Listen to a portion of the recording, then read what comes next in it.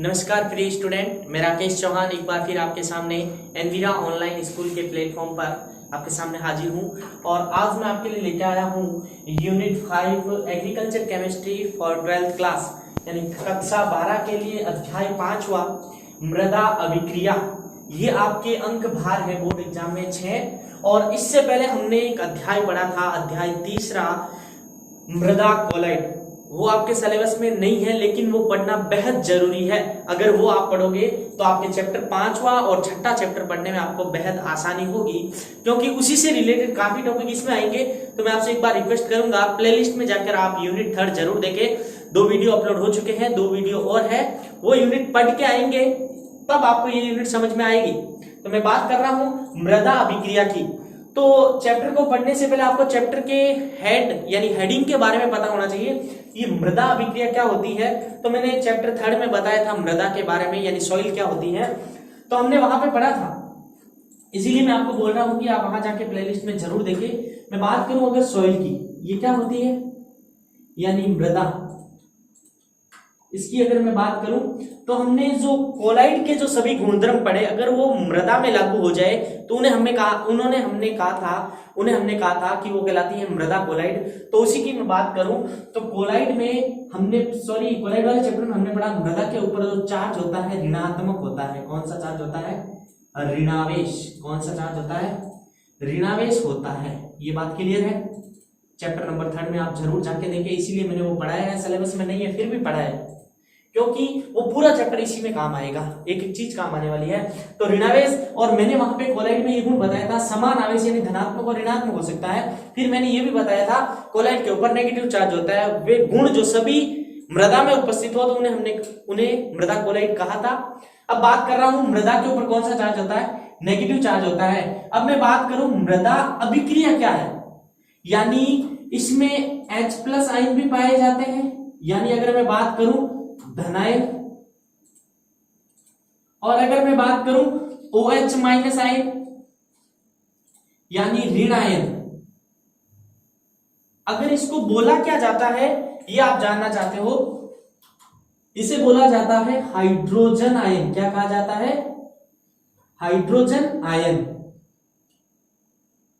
और दूसरी में अगर बात करूं हाइड्रोक्सिल आयन,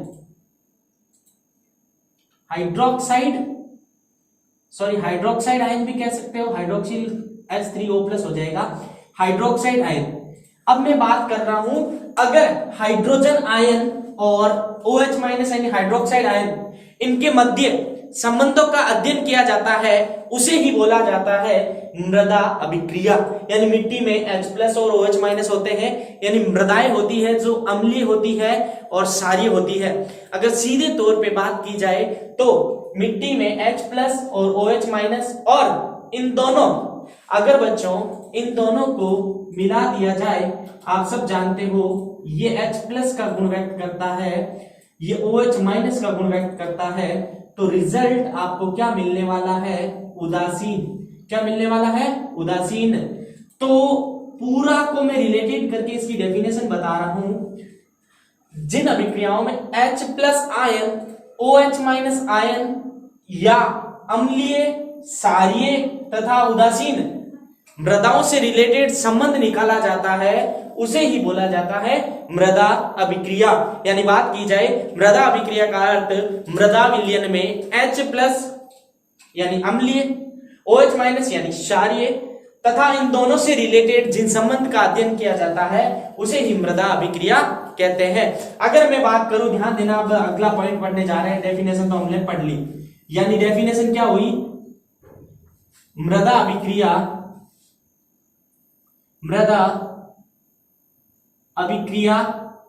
अर्थात जिनमें H+ यानी हाइड्रोजन आयन, OH- तथा इनसे संबंधित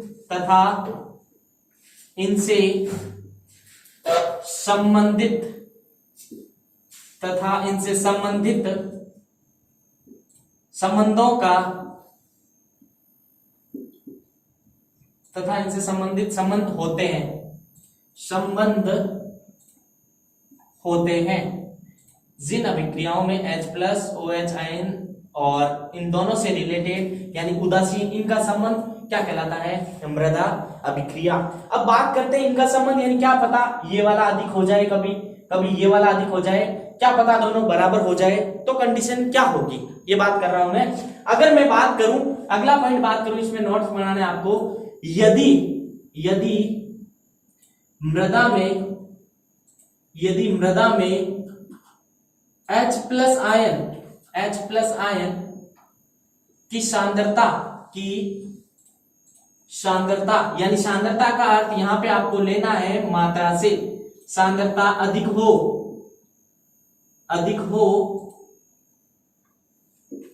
OH-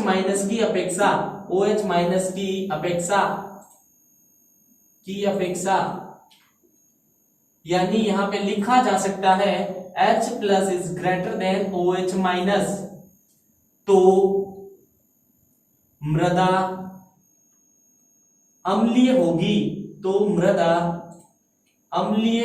होती है। तो मृदा किस प्रकार की होती है? अम्लीय मृदा या अम्लीय मृदा कहलाती है, यानी जिसमें OH- आयन की अपेक्षा H+ आयन अधिक प्रेजेंट होंगे, उसे आप बोल सकते हो अम्लीय मिट्टी। अगर मैं बात करूं दूसरे पॉइंट की, इसमें नोट बनाना आपको, यदि मृदा में OH- आयन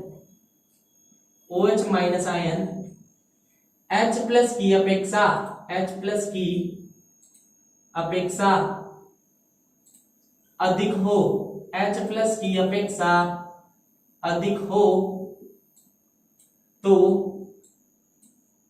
वह मृदा क्षारीय मृदा कहलाती है। क्षारीय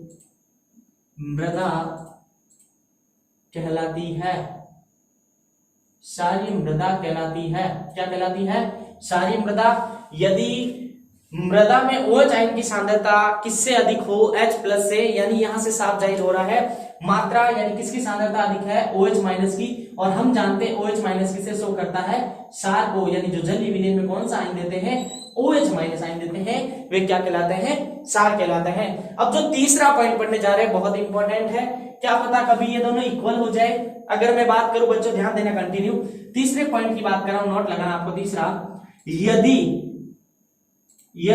मृदा में H+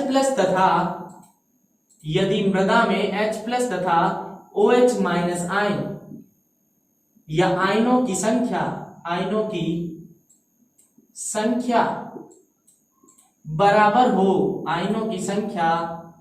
बराबर हो, तो मृदा उदासीन मृदा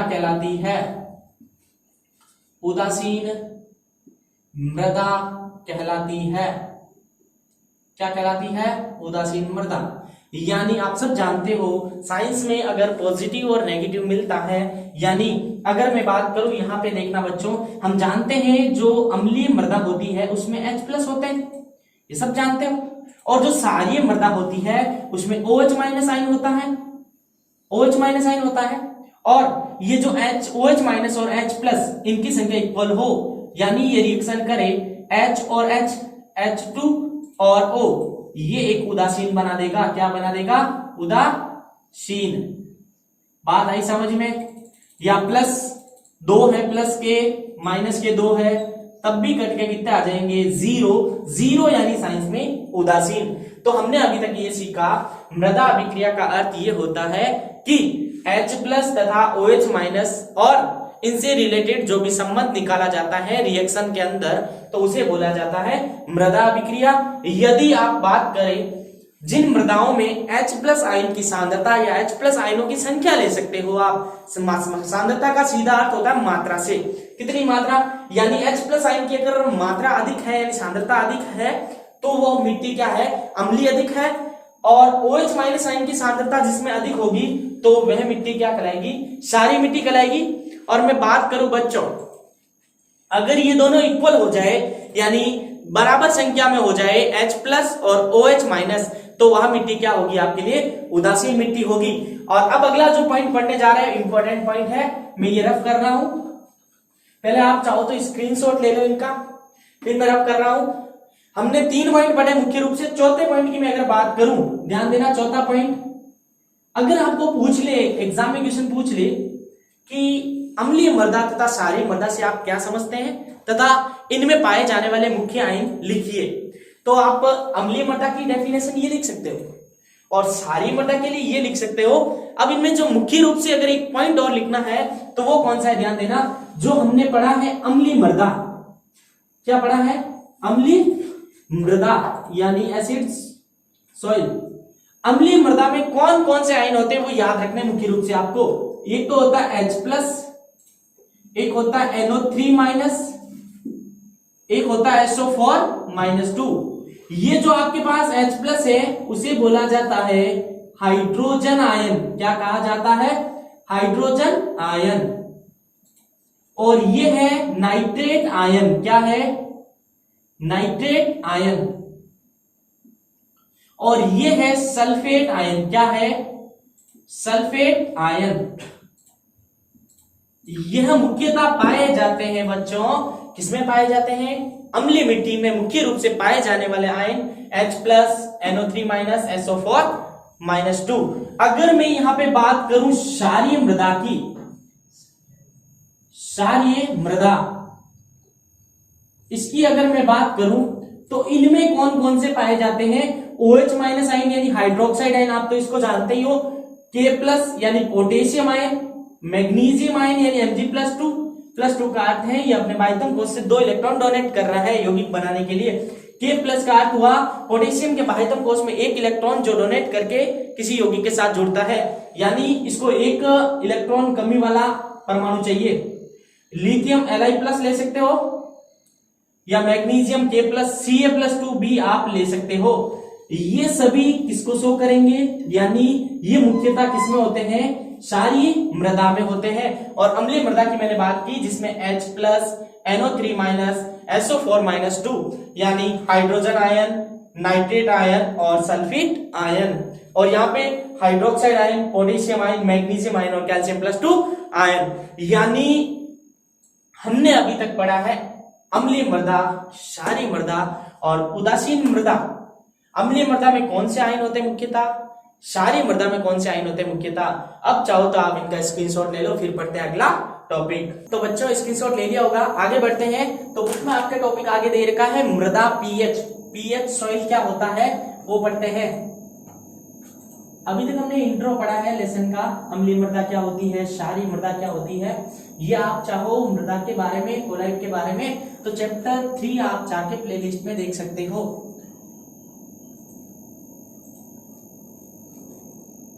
ये हम पढ़ रहे हैं नए सिलेबस के अनुसार, और जो पीछे वाला 3rd चैप्टर मैंने इसीलिए पढ़ाया है क्योंकि जो आगे आने वाले चैप्टर में आपको दिक्कत ना हो। अगर समय रहा तो हम जो 4था चैप्टर है आयन विनिमय, जो भी सिलेबस में नहीं उनको भी पढ़ने की कोशिश करेंगे, जो सबसे लास्ट में पढ़ेंगे, हम बाद में ये करा था।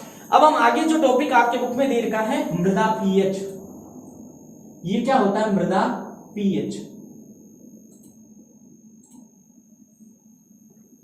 अभी हमने पढ़ा मृदा पीएच यानी मिट्टी, और मिट्टी की पीएच की बात करें तो हमने अभी पढ़ा था जिनमें H+ अधिक होगा वो क्या शो करेगा, अम्लीय, अगर मैं बात करूं तो, और जिनमें OH अधिक होगा तो वो किन्हें शो करेगा, क्षारीय को। किसको शो करेगा, क्षारीय को। अगर मैं इन दोनों को मिला दूं तो क्या बनेगा, H2O, जो किसे शो करेगा, उदासीन को। किसको शो करेगा, उदासीन को। अब हम मेन टॉपिक हमारा है मृदा पीएच। तो आपने 11th क्लास में पढ़ा होगा जो शुद्ध जल होता है। अब यहां से रिलेटेड क्यों हुआ, मृदा पीएच पढ़ रहे हैं तो एक उदाहरण लेंगे हम जल का। किसका एग्जांपल लेंगे, जल। तो जल का फॉर्मूला आपको आता है H2O। और शुद्ध जल अगर आपको पूछा जाए, शुद्ध जल, काफी जनों को पता नहीं है शुद्ध जल क्या होता है। एक तो होता है बच्चा पार्टी D2O, क्या होता है D2O, जिसे बोला जाता है ड्यूटीरियम ऑक्साइड। क्या होता है ड्यूटेरियम ऑक्साइड। इसे आप बोल सकते हो गुरु जल या भारी जल। क्या बोला जाता है? भारी जल। मैं उसकी बात नहीं कर रहा हूं, मैं बात कर रहा हूं जल H2O यानी शुद्ध जल। शुद्ध जल क्या होता है? वर्षा जल को क्या कहा जाता है? शुद्ध जल कहा जाता है। ये भी थोड़ा ध्यान में रखना, वर्षा जल इसे कहा जाता है शुद्ध जल। और ये होता है विद्युत का कुचालक। विद्युत का कुचालक क्या होता है बच्चों? इसमें आप विद्युत धारा का प्रवाह नहीं होता है, यानी ये होता है विद्युत का कुचालक। ठीक है यहां तक? यानी वर्षा जल विद्युत का कुचालक, शुद्ध जल को बोला जाता है, वर्षा जल के रूप को शुद्ध जल बोला जाता है। अब हम रिलेटेड कर रहे हैं पीएच स्केल से। तो आपने जल का फॉर्मूला तो हम सब जानते हैं बच्चों, H2O। अगर इसको तोड़ा जाए तो क्या बनेगा? एक बार देखा जाए तो H+ और कौन सा आयन देगा? OH-। और यहां पे ये द्रव्य अनुपाती नियम अनुसार ये अभिक्रिया दोनों दिशाओं में होती है। कहां होती है? दोनों दिशाओं में। यानी इनको वापस जोड़ के आप क्या बना सकते हो? जल बना सकते हो। यानी जल का अपघटन किया, जल को तोड़ा है अभी तक।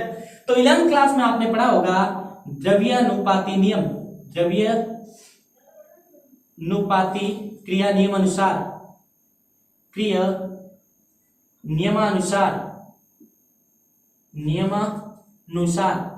साथ साथ या समझ लो पहले, आप बाद में उतार सकते हो, मैं टाइम दूंगा आपको। अब मैं बताने जा रहा हूं ये नियम क्या होता है। तो ये नियम कहता है जो क्रियाकारकों की सांद्रता और उत्पादों की सांद्रता का अनुपात एक कांस्टेंट के इक्वल होता है। यानी अगर मैं बात करूं, एक कांस्टेंट ले रहा हूं के, यहां पे ये है वियोजन स्थिरांक। क्या है बच्चा पार्टी? वियोजन स्थिरांक। यहां पे ये क्या है? वियोजन स्थिरांक, जो निर्भर करता है उत्पादों की सांद्रता, मैंने अभी उल्टा बोल दिया था, उत्पादों की सांद्रता, जो भी सांद्रता है उनका गुणा, उत्पादों की सांद्रता बट्टा अभिकारकों की सांद्रता, अभिकारकों की सांद्रता, उत्पादों की सांद्रता बट्टा अभिकारकों की सांद्रता। तो इस अभिक्रिया में देखिएगा, मैं लागू कर रहा हूं द्रव्य अनुपाती क्रिया नियम। तो हमारे पास क्या बच्चा पार्टी ध्यान देना, कि हमारे पास पड़ा है। बात मैं कर रहा हूं उत्पाद, यहां पे ये दो उत्पाद प्राप्त हुए हैं, तो मैं यहां पे लिख रहा हूं ऊपर, जिससे आपको क्लियर दिखाई दे। ये जो हमारा हेडिंग चल रहा है, मैं इसको ले जा रहा हूं यहां पे, ध्यान देना, वापस कंटिन्यू। हमारे पास पड़ा है कि उत्पादों की सांद्रता यानी H+ की सांद्रता, H+ आयन की सांद्रता इनटू OH यानी हाइड्रोक्साइड आयन की सांद्रता बटा ये जल है, अपघटित नहीं हुआ है उधर देखा जाए तो ये कांस्टेंट यानी H2O ले सकते हो, डायरेक्ट आप इन्हें ले सकते हो, या इनकी सांद्रता। अब मैं क्या कर रहा हूं बच्चा पार्टी, इसको इधर मल्टीप्लाई कर रहा हूं, यानी मैं इसको कांस्टेंट को ऐसे लिख दूं, K H2O लिख दूं, और ये पड़ा हमारे पास H+ की सांद्रता और OH+ की सांद्रता का गुणा, OH- सांद्रता का गुणा। ये फॉर्मूला बच्चा पार्टी आपको क्या करना है, याद रखना है। आगे ध्यान देना, इसको आगे बढ़ाते हुए देखना, ये जो KH2O, इसके स्थान पे मैं KW लिख दूं, H2O मतलब पानी यानी वाटर, तो इसका आंसर आएगा H+ आयन की सांद्रता इंटू OH- आयन की सांद्रता। ये फॉर्मूला मेन आपको क्या करना है, याद रखना है। यहां तक समझ में आया तो जल्दी से स्क्रीनशॉट लीजिएगा, फिर अभी आगे और बचा है। अब मैं बात कर रहा हूं आगे, हमने अभी तक कहां तक पढ़ा है, यहां तक। अब इधर ध्यान देना, जो K+ क्या है, KW क्या है, जल का आयनिक वियोजन गुणनफल, जल का आयनिक गुणनफल या जल वियोजन आयनिक गुणनफल है। क्या है? जल का आयनिक गुणनफल, जल का आयनिक गुणनफल KW क्या है, जल का आयनिक गुणनफल H+ और OH माइनस। मैंने इसको डायरेक्ट नाम नहीं दिया, ध्यान देना, ये जल के टुकड़े ही तो है, जल के आयन है ये दोनों, इनका गुणा ही क्या है KW। तो जो लैब में ज्ञात किया गया यानी 25 डिग्री रूम टेम्परेचर पे अगर ज्ञात किया गया है, 25 डिग्री पे पाया गया है कि जो ये है इन दोनों का गुणा यानी H प्लस और OH माइनस का आंसर जो भी आया था वो था 1 × 10⁻14 ग्राम आयन प्रति लीटर। ये आपको क्या करना है, याद रखना है। अब मेरी बात सुनना बच्चों, अगर इनका मान क्या आया आपके पास 1 × 10⁻14 ग्राम प्रति लीटर आया है, तो यहां पे मैं लिख सकता हूं KW बराबर लिख दूं 1 × 10⁻14 ग्राम आयन प्रति लीटर। ये भी आपको क्या करना है, याद रखना। अब ध्यान देना, अगर इन दो का गुणनफल ये आया है तो आपको इसका मान भी दिया हुआ है। H प्लस का मान क्या है बच्चा पार्टी, H प्लस का मान होता है 1 × 10⁻7 ग्राम आयन प्रति लीटर। और इसी प्रकार OH माइनस का आयन भी क्या होता है, 1 × 10⁻7 ग्राम आयन प्रति लीटर। जब इन दोनों का गुणा किया जाता है तो ये वाली राशि प्राप्त होती है। तो मृदा पीएच के लिए ये डेरिवेशन नॉर्मल सा याद रखना है आपको। मृदा पीएच यानी जो H प्लस शो करेगी वो अम्लीय मृदा और जो OH होगी वो क्षारीय मृदा। ज्यादा हार्ड नहीं है।